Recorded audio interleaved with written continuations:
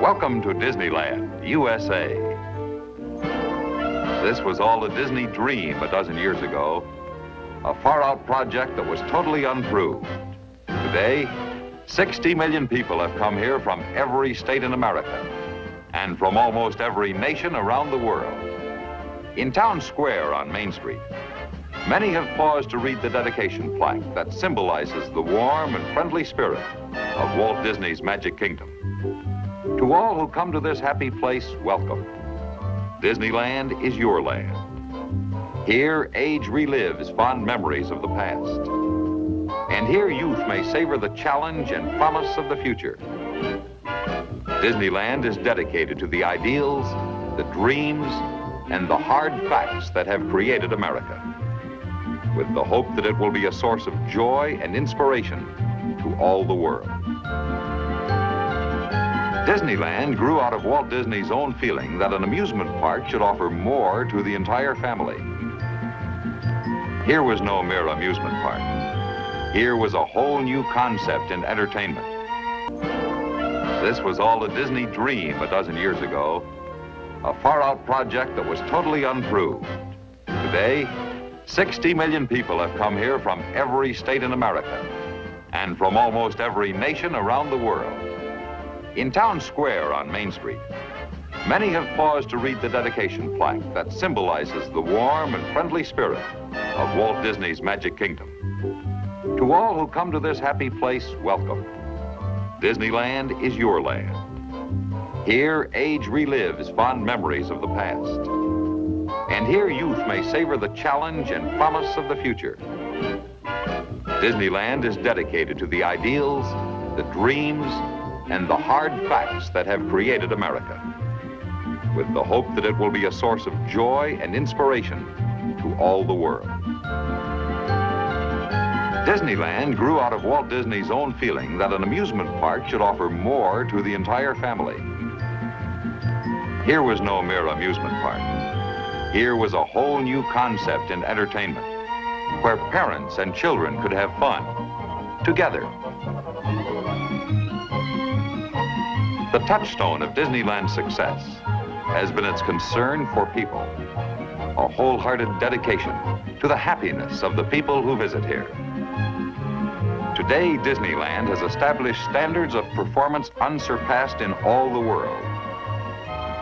Yet in the planning and building, there were no standards to follow. Whatever worked became the code.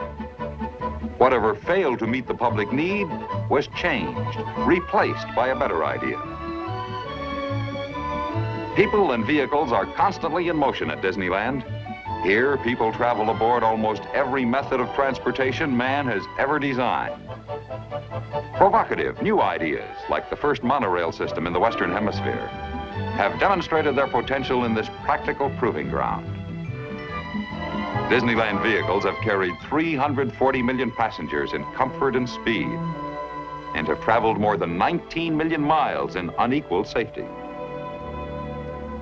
To plan Disneyland, Walt Disney long ago established a design organization called WED Enterprises. Today, the staff at WED includes designers, architects, and engineers skilled in the Disney way, and also fine craftsmen and technicians skilled in the arts of the space age.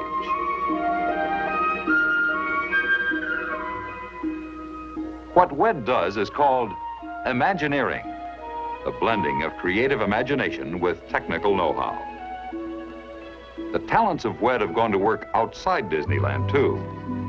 At the New York World's Fair, 4 of the most popular attractions were Disney shows and corporate exhibits that skillfully welcomed and entertained more than 150,000 people every day.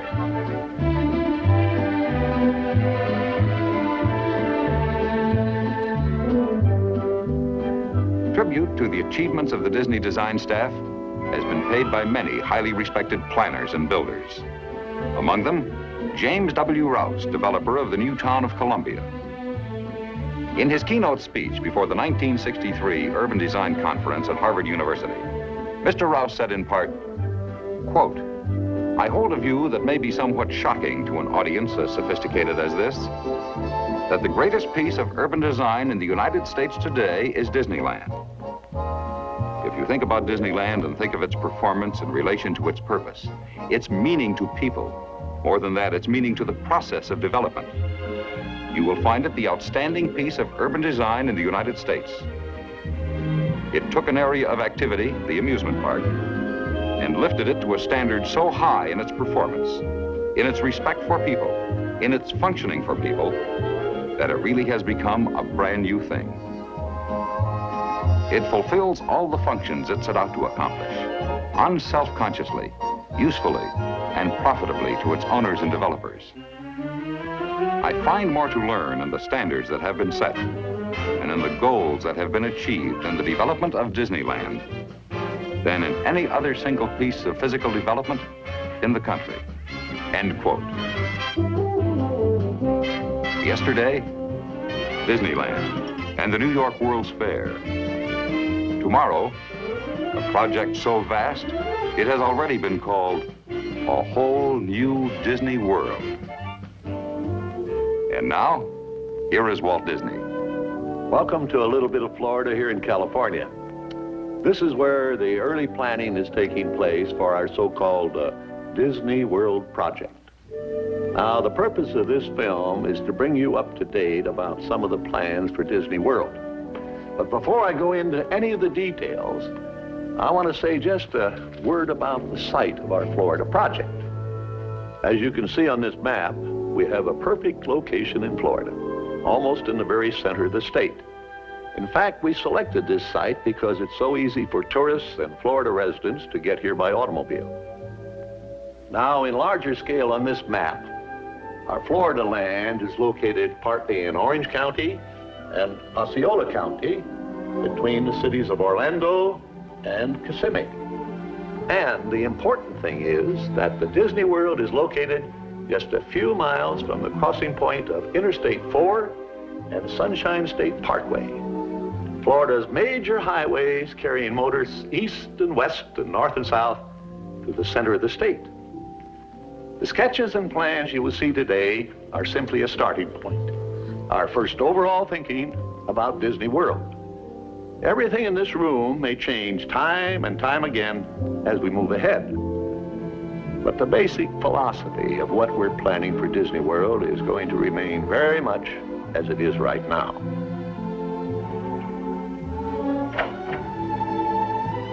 We know what our goals are. We know what we hope to accomplish. And believe me, it's the most exciting and challenging assignment we've ever tackled at Walt Disney Productions. Today, I want to share with you some of our ideas for Disney World. Now, the prologue to this film told you some of the philosophy that made Disneyland in California what it is today. Of course, there will be another amusement theme park in Florida similar to the one in California. We're now developing a master plan that encompasses the theme park and all the facilities around it that will serve the tourists. Hotels, motels, and a variety of recreation activities. In fact, just this little area alone is 5 times the size of Disneyland in California.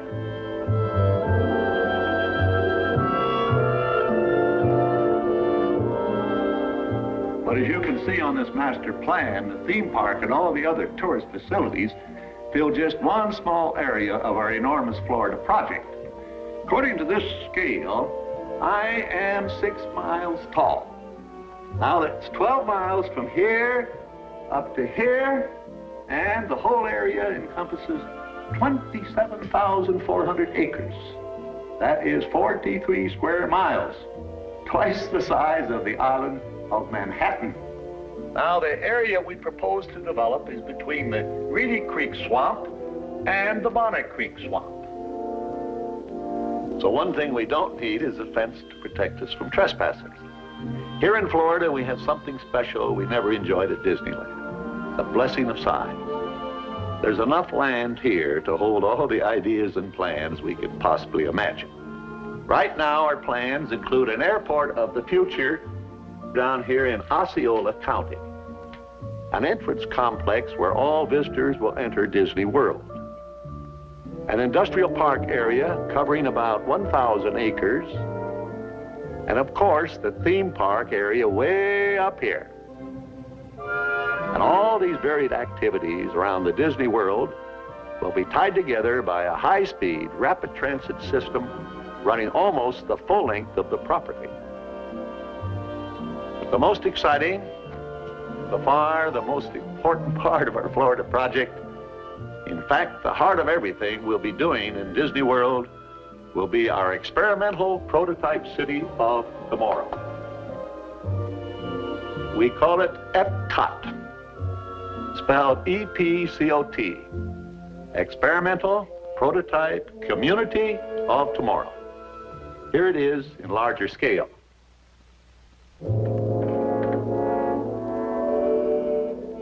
Epcot will take its cue from the new ideas and new technologies that are now emerging from the creative centers of American industry. It will be a community of tomorrow that will never be completed, but will always be introducing and testing and demonstrating new materials and new systems. And Epcot will always be a showcase to the world for the ingenuity and imagination of American free enterprise.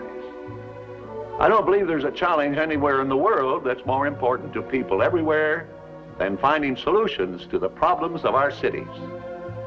But where do we begin? How do we start answering this great challenge? Well, we're convinced we must start with the public need. And the need is not just for curing the old ills of old cities.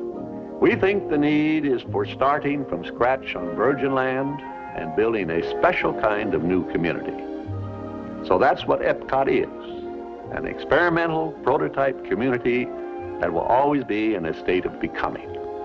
It will never cease to be a living blueprint of the future, where people actually live a life they can't find anywhere else in the world. Everything in Epcot will be dedicated to the happiness of the people who will live, work, and play here, and those who come here from all around the world to visit our living showcase. We don't presume to know all the answers. In fact, we're counting on the cooperation of American industry to provide their very best thinking during the planning and the creation of our experimental prototype community of tomorrow.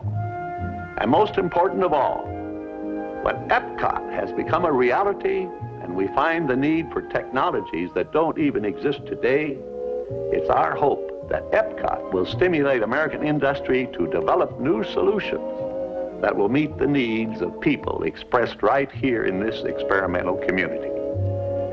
Well, that's our basic philosophy for Epcot. By now, I'm sure you're wondering how people will actually live and work and move around in our community of tomorrow. So in the next few minutes, we'll go into detail about some of our preliminary sketches and layouts. Remember though, as I said earlier, this is just the beginning. And with that thought in mind, let's have a look. No city of today will serve as the guide for the city of tomorrow. Epcot will be a planned environment, demonstrating to the world what American communities can accomplish through proper control of planning and design. Epcot begins with an idea new among cities built since the birth of the automobile. We call it the radio plan. Picture a wheel. Like the spokes of the wheel, the city fans out along a series of radials from a bustling hub at the center of Epcot. A network of transportation systems radiate from this central hub, carrying people to and from the heart of the city. These transportation systems circulate to and through 4 primary spheres of activity surrounding the central core. First, the area of business and commerce. Next, the high-density apartment housing. Then the broad green belt and recreation lands. And finally, the low-density neighborhood residential streets.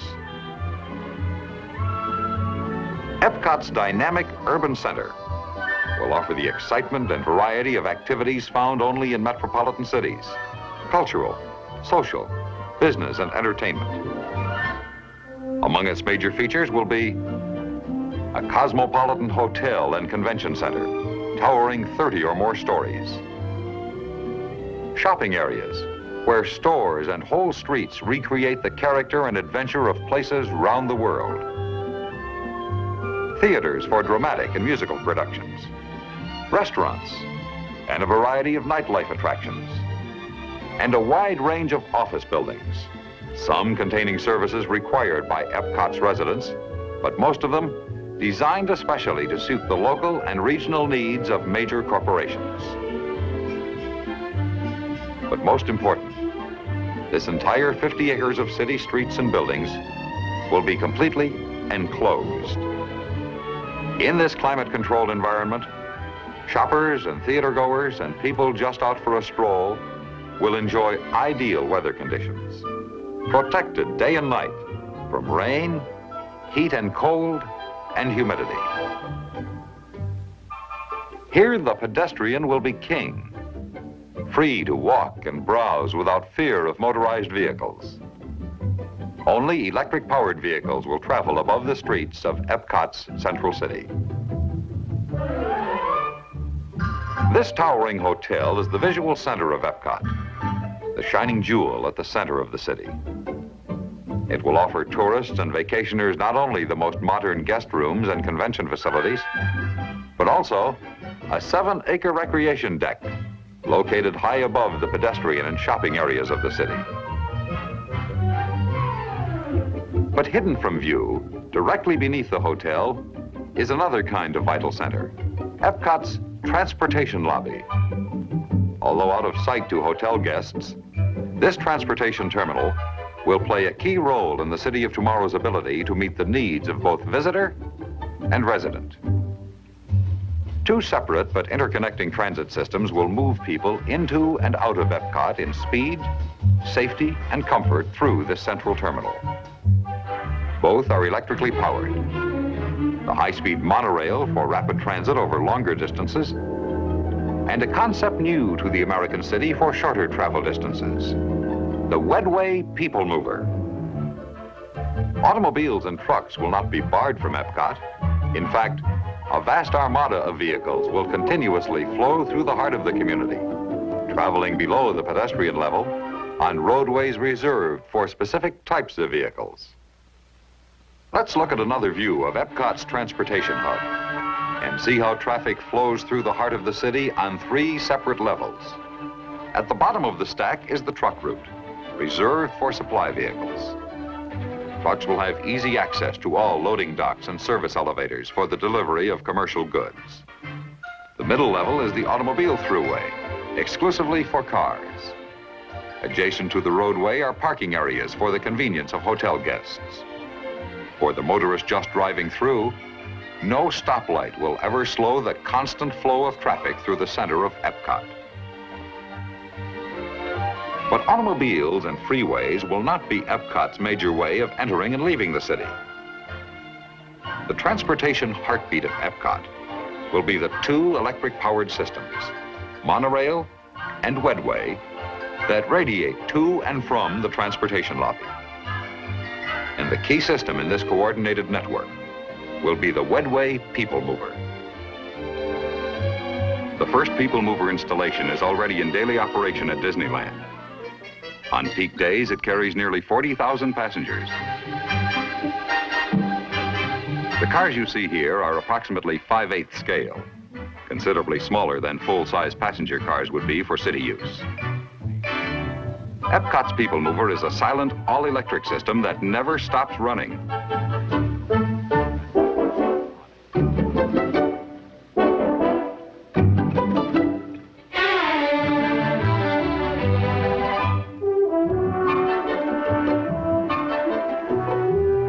These cars continue to move even while passengers are disembarking or stepping aboard.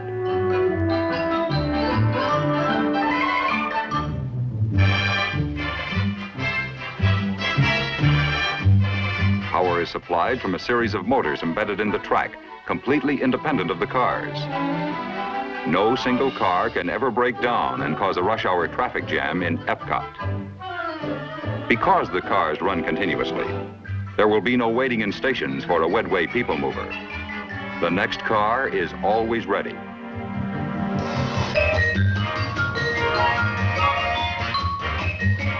Now let's go back to the transportation lobby and see how the Wedway will travel along one radial between the center of Epcot and a typical residential area.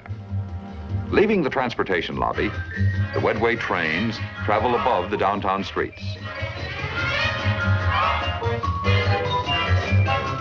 Within minutes, the Wedway passes through the first station. Many people who work in the offices and stores of Epcot City Center board the Wedway here for their trip home. Some people leave the Wedway here too. They live in Epcot's high-density apartments surrounding the Metropolitan Center. Most passengers who ride the Wedway live beyond the apartments and stay aboard the People Mover as it crosses Epcot's sheltering greenbelt. Epcot's greenbelt is more than just a broad expanse of beautiful lawns and walks and trees.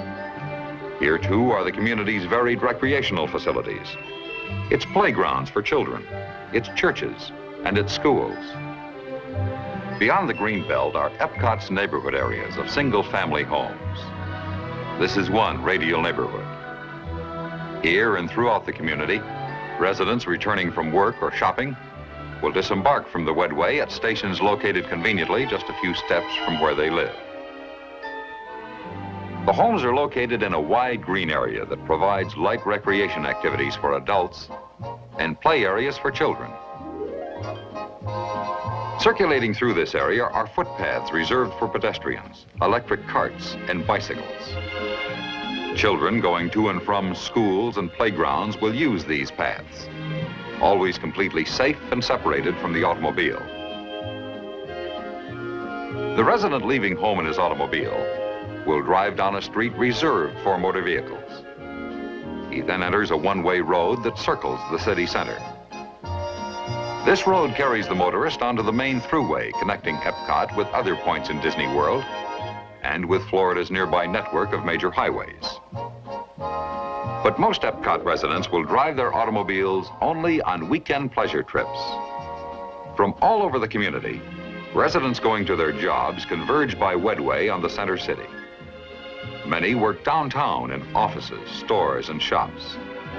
But most employees go beyond the city core to their jobs. From the transportation lobby, monorail trains carry employees either to the theme park or to Epcot's 1,000-acre industrial park. At this central station in the industrial complex, passengers disembark from the monorail and again board Wedway cars that radiate to each facility. This industrial complex will provide employment for many people who live in Epcot. But it will mean much more, not only for this community, but also for American industry. Here, the Disney staff will work with individual companies to create a showcase of industry at work. In attractive park-like settings, the 6 million people who visit Disney World each year will look behind the scenes at experimental prototype plants, research and development laboratories, and computer centers for major corporations. So this is Epcot, the heart of Disney World. In other parts of the country, a community the size of this prototype could become part of an entire city complex composed of many such communities, planned and built a few miles apart. In Disney World, about 20,000 people will actually live in Epcot. Their homes will be built in ways that permit ease of change so that new products may continuously be demonstrated. Their schools will welcome new ideas so that everyone who grows up in Epcot will have skills in pace with today's world. Epcot will be a working community with employment for all. And everyone who lives here will have a responsibility to help keep this community an exciting, living blueprint of the future. And now here again is Walt Disney. That's the starting point for our experimental prototype community of tomorrow. And now, where do we go from these preliminary plans and sketches? Well, a project like this is so vast in scope that no one company alone can make it a reality. But if we can bring together the technical know-how of American industry and the creative imagination of the Disney organization, I'm confident we can create right here in Disney World a showcase to the world of the American free enterprise system. I believe we can build a community that more people will talk about and come to look at than any other area in the world. And with your cooperation, I'm sure this experimental prototype community of tomorrow can influence the future of city living for generations to come. It's an exciting challenge, a once-in-a-lifetime opportunity for everyone who participates. Speaking for myself and the entire Disney organization, we're ready to go right now.